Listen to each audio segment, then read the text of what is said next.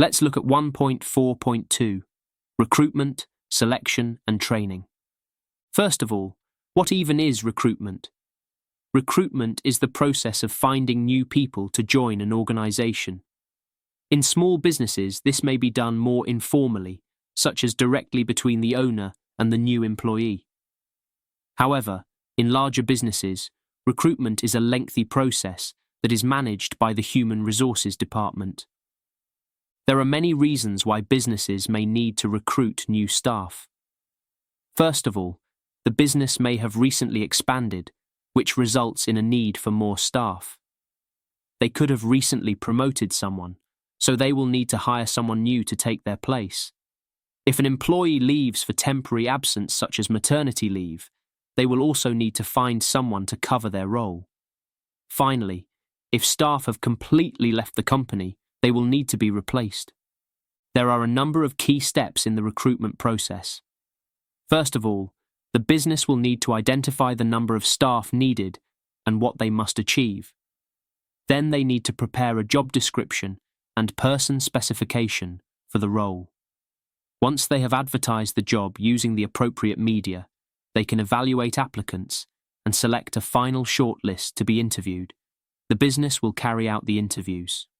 Once they have done this, they can evaluate and compare candidates before appointing the new staff members that they select.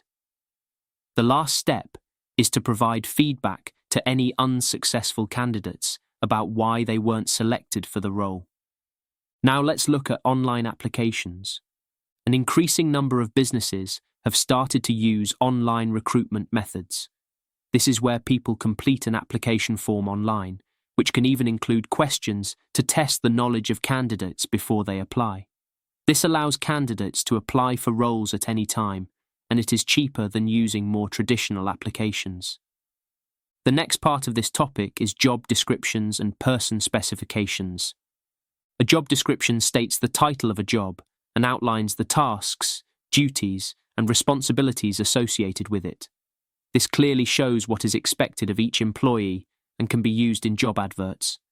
It might also be used during reviews of staff members to ensure they are meeting all of the necessary requirements.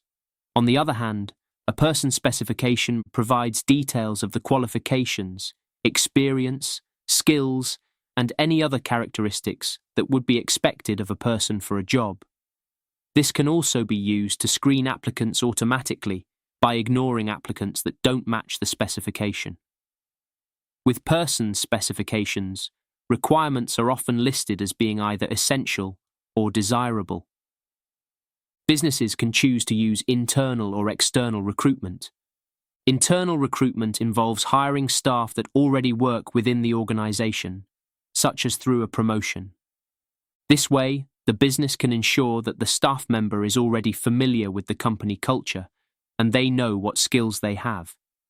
Being promoted can also be very motivating for an employee. However, it does create another vacancy within the business, and it doesn't bring any new perspectives or skills to the company. External recruitment is where a business hires someone new from outside of the business. This can introduce new perspectives into the business and gives them more applicants to choose from. However, the process is much more expensive and time-consuming than internal recruitment, and it can take any new employee's time to settle into the business, reducing output. External recruitment can be done in a number of ways. To find new staff, businesses can use job centres, advertise to the public, or use government-funded schemes. Now let's look at training. Training is the process of increasing the knowledge and skills of workers so that they are better able to perform their jobs. This allows them to be more productive, learn about new equipment technology at the business, and improve the standards of work effectively. The first type of training is induction training. Induction training is given to new employees at an organization. It is designed to help them settle into the business and their new role quickly. The nature of induction training will depend on the type of business and whether the employee is temporary, part-time, or full-time. Off-the-job training is where employees are given training away from their normal job environment, often in a classroom. This ensures that they learn from an expert, but is very expensive for the business. Businesses can also opt for on-the-job training. This is where new employees are taught how to do their new job by others that already work at the business. There are many different types of on-the-job training to consider. The most straightforward is learning from other workers. This means that a new employee might simply work next to another worker and watch them complete tasks. Then, they can try to copy them. Businesses may also use mentoring, where a more experienced employee may be asked to provide advice and help to a less experienced worker. They could use job rotation, where a new employee spends a period of time doing one job within the business, then switches to another one, and keeps switching until they have received the broad experience needed to do a more specialist job. A business might also offer traditional apprenticeships. This is where workers in traditional skilled trades undertake training over a number of years in an apprenticeship. When the business decides they have qualified, they are employed as a full-time worker. Medium to large businesses may also offer graduate training programs.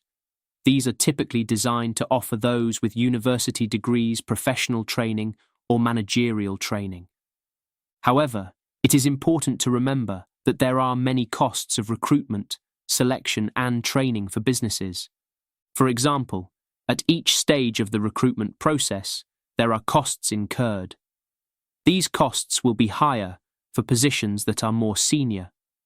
For example, this includes admin costs, advertisement costs, interview costs, negotiation costs, and the cost of handling and sorting through applicants. Training can also cost businesses a lot of money. This is because there is often less output due to ongoing learning or on-the-job training. If employees leave soon after completing training, this means that the business has lost money. It also just costs a lot of money for any courses that employees may take. And that's everything you need to know about topic 1.4.2.